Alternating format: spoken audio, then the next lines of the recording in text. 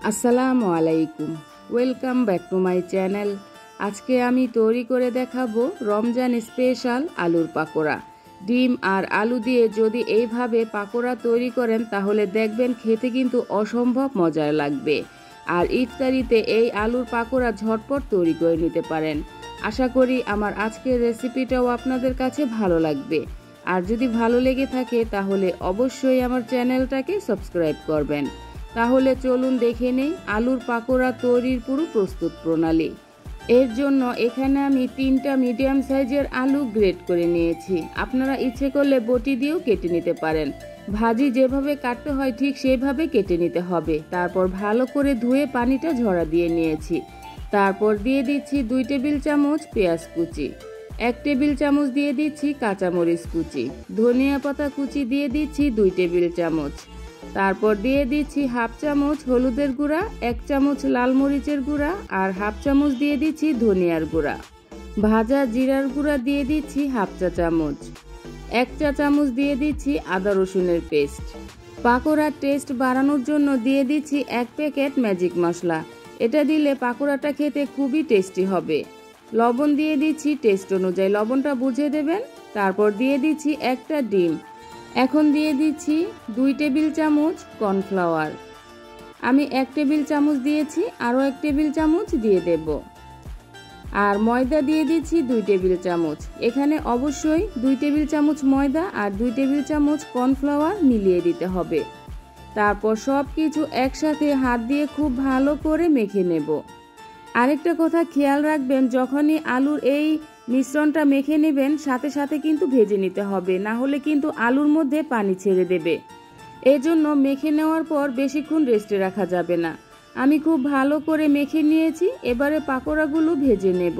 ভাজার জন্য চুলায় একটা প্যানের মধ্যে একটু বেশি পরিমাণে তেল দিয়ে তেল ভালো করে গরম করে নিয়েছি। তারপর এখান থেকে আমি কিছুটা আলুর মিশ্রণ নিয়ে পাকোড়ার শেপ দিয়ে তেলের মধ্যে দিয়ে দেব।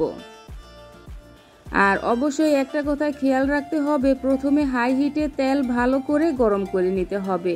তারপর চুলার আঁচ মাঝারিতে করে পাকোড়াগুলো ভেজে নিতে হবে। চুলার আঁচ যদি বাড়িয়ে দেন তাহলে কিন্তু পাকোড়ার উপরে কালার চলে আসবে আর ভেতরে কাঁচা থেকে যাবে। এজন্য চুলার আঁচ মাঝারিতে রেখেই পাকোড়াগুলো ভেজে নিতে হবে।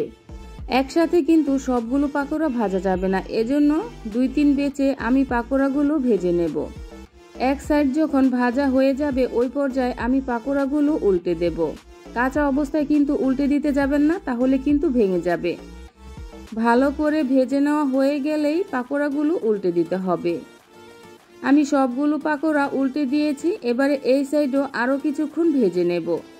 পাকোড়ার মধ্যে যখন গোল্ডেন ব্রাউন কালার চলে আসবে ওই পর্যায়ে বুঝতে হবে পাকোড়াগুলো খুব ভালো করে ভেজে নেওয়া হয়ে গিয়েছে। দেখুন, পাকোড়ার মধ্যে কিন্তু খুব সুন্দর একটা কালার চলে এসেছে। আমার পাকোড়াগুলো কিন্তু খুব ভালো করে ভেজে নিয়েছি। এবার আমি তেল ঝরিয়ে চুলা থেকে নামিয়ে নেব। একটা স্টিনারে তেলটা ঝরিয়ে নিতে হবে। তারপর দ্বিতীয় ব্যাচের পাকোড়াগুলো ভেজে নেব। আমি সবগুলো পাকোড়া একটা প্লেটের মধ্যে তুলে নিয়েছি। এবারে আমি দ্বিতীয় ব্যাচের পাকোড়াগুলো দিয়ে নেব। আজকে আমার গলার মধ্যে খুব ব্যথা হচ্ছিল, এজন্য কথা বলতেও খুব কষ্ট হচ্ছিল। তারপরও আপনাদের সাথে কথা বলতে আমার খুব ভালো লাগে। একটা ভিডিও বানাতে কিন্তু অনেক কষ্ট হয়, তারপরও যখনই আপনাদের একটা লাইক অথবা কমেন্ট পাই তখন কিন্তু কমেন্টগুলো পড়তে আমার খুব ভালো লাগে। এই তো হয়ে গেল ডিম দিয়ে আলুর পাকোড়া। ইফতারিতে আপনারা কিন্তু ডিম আলুর এই পাকোড়াটা তৈরি করে খেতে পারেন।